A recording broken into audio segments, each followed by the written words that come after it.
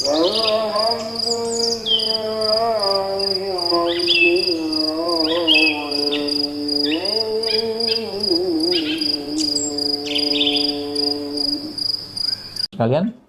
ke pembahasan bagaimana fisiknya, gitu loh. Jadi kalau sudah jiwa itu tenang segala macam, dia akan mulai mikir apa yang dimakan. Kenapa orang mau makan tomat? Karena orang ngerti manfaat. Kan gitu. Untuk dapat sampai memikirkan tomat ini manfaatnya apa, itu butuh iman kan? Untuk sampai memahami bahwa jahe ini punya manfaat yang besar, dia butuh iman untuk itu. Makanya afala ta'qilun, afala tadabbarun, afala yubsirun gitu. Ibarat kata bahasa kita tuh ente kagak mikir, ente kagak merenung gitu lah bahasa kita gitu lah. Begitu kan kata-kata Allah dalam Al-Qur'an, sebegitu terus. Ya, bahkan dalam surat Al-Hajj itu Allah singgung kita dengan singgungan yang luar biasa, nusuk gitu kan buat kita gitu kan. Allah bilang apa? Auzubillahi minasyaitonir rajim. Afalam yasiru fil ardi fatakuna lahum qulubu ya'qiluna biha aw azanu yasma'una biha fa innaha la ta'mal absar walakin ta'mal qulubu lati fis sudur. Kau berjalan di muka bumi, kata Allah, kau punya hati, dengan itu kau merasa, kau punya telinga, dengan itu kau mendengar, bukan matamu yang buta, tapi hatimu yang buta. Jahe, lihat jahe. Bentuknya nggak jelas kayak begini. Lihat kunyit, bentuknya nggak jelas kayak begini. Sama dengan bentuk sel kanker. Maka coba baca penelitiannya.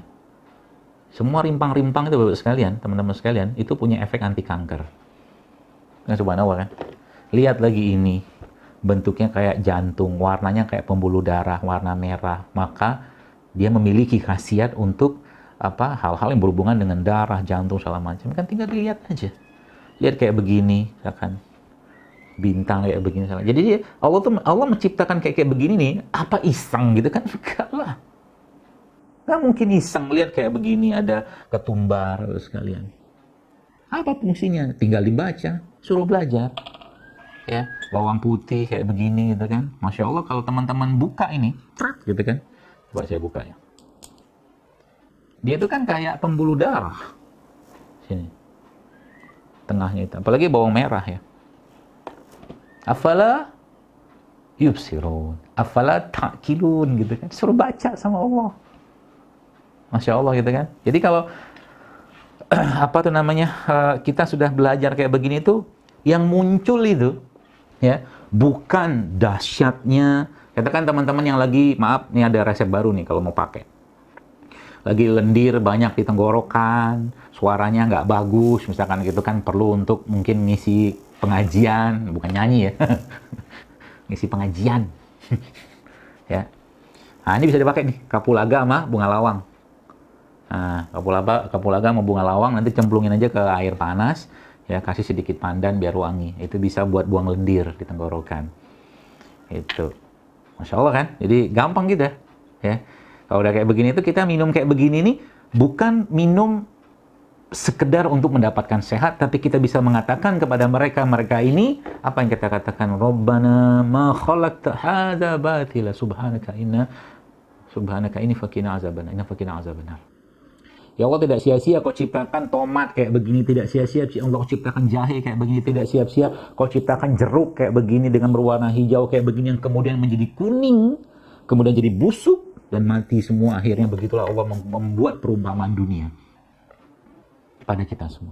Tidak sia-sia misalkan Allah, engkau ciptakan madu ini ya Allah, yang semua yang tumbuh di tanah ini diserap oleh tentaramu yang bernama lebah untuk diambil sarinya. Kan begitu ceritanya madu itu. Ada pohon di atas ada saripati bunganya, diambil oleh lebah. Pohon ini kan menyerap isi tanah. Gitu loh. Mikirnya kan kayak begitu. Semakin banyak kita mikir, Bapak Ibu sekalian, teman-teman sekalian, Masya Allah ya. Hati kita tuh kan terus bergetar. Jadi kalau hati itu susah bergetar ya, mungkin Allahnya jauh gitu. Jadi ngelihat kayak begini nih, kalau bagi saya itu bukan cuman ini kunyit manfaatnya buat anti kanker, bukan. Petani yang menanam kunyit ini tidak akan mampu membuat kunyit ini bisa tumbuh kayak begini, nggak bisa, wallahi. Petani yang membuat atau menanam kayu manis ini tidak akan bisa membuat dia bisa meliuk-liuk kayak begini, wallahi. Demi Allah nggak bisa, teman-teman sekalian. Tani petani yang menanam bumbu-bumbu katakanlah ketumbar kayak begini, bagaimana mereka bisa menciptakan dalam ketumbar ini ada irisnya? Kalau teman-teman lihat ya, dalam ketumbar ini kan, ini ketumbar yang benar tuh kayak begini sebenarnya. Jadi ya, dia seperti ada garis-garisnya, ini kan petani nggak bisa bikin. Ya, ini yang ketumbar yang benar tuh kayak begini, bukan yang kayak sekarang ya, udah putih kinclong gitu ya. Ketumbar itu pelajaran perbumbuan, lain lagi itu. Ya, jadi begitu teman sekalian, sehingga nanti dari ini semuanya di sini Allah menciptakan atau memberikan, kalau saya membahasakan itu kan spare part-nya untuk kita menjalankan peran kita sebagai Abdullah, sebagai hamba Allah. Ya, gitu. Dan ingat, jagalah hati itu baik-baik. Jangan pernah, jagalah hati, jagalah jiwa, jagalah ruh kita itu baik-baik. Jangan pernah menduga-duga tentang sesuatu pada orang lain. Sa'id bin Zaid, salah satu sahabat Nabi yang dijamin masuk surga, radhiyallahu anhu, ini kisah terakhir ya. Pernah lagi dalam satu peperangan, ya ini perhatikan baik kisah ini. Jadi di depan dia itu ada musuh Islam lah, sebelah mungkin kafir lah, kafir gitu, sudah siap dipenggal sama beliau dengan pedang itu letakkan di sini. Tiba-tiba, bapak sekalian, tiba-tiba si kafir tadi itu, orang musuh Islam tadi itu mengucapkan kalimat syahadat asyhadu alla ilaha illallah wa anna muhammadar rasulullah. Kata dia begitu. Selesai dia mengucapkan itu, pas ditebas sama dia kepalanya. Peristiwa itu kemudian diadukan kepada Nabi sallallahu alaihi wasallam. Terus Nabi tanya kepada Said, "Wahai Said, apakah engkau melakukan itu tadi?" "Benar ya Rasulullah, karena orang ini dia lagi keadaan terdesak, dia bersyahadat," kata Said bin Said radhiyallahu anhu. Nabi melihat Said bin Zaid radhiyallahu anhu, ini sahabat, coba bayangkan ya. Kemudian Nabi pegang pundaknya, terus Nabi katakan pada Said bin Zaid, "Wahai Said, apakah kau belah dadanya sehingga engkau mengetahui hatinya?" kata Rasulullah. Sampai 3 kali. Sampai Said itu bilang kepada dalam riwayat tersebut, sampai Said itu bilang, "Andainya hari itu, hari pertama saya masuk Islam itu, aku akan jauh lebih tenang hidupku." Karena Nabi sampai bilang kayak begitu. Artinya apa? Jangan pernah menduga-duga tentang sesuatu, terutama hati orang lain. Ya. Jadi itu salah satu caranya menjaga. Karena kita nggak tahu. Bisa jadi orang yang, kalau teman-teman pernah baca kisah Atha bin Abi Rabah rahimahullah, salah satu tabi'in ya. Atha nih teman-teman sekalian, matanya buta satu. Ya, matanya buta satu. Dia pakai baju lusuh. Sendalnya kayu. Keledainya tua.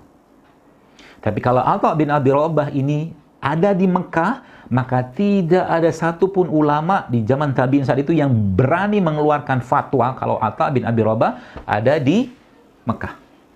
Karena ada salah satu pemberi fatwa kalau terutama pada musim haji.